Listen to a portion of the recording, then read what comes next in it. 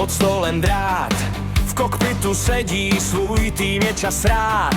Rotor se točí, nastal čas opravdu hrát, s týmem nekomunikovat.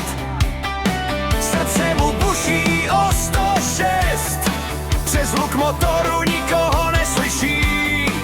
Pokus o nálet číslo 36, základní loadout je mu nejbližší. David v helikoptéře letí nad ostrovem, stále víš.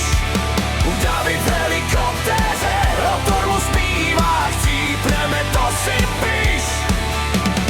David v helikoptéře, tam nahoře je král, největší opět protivzdušní radar.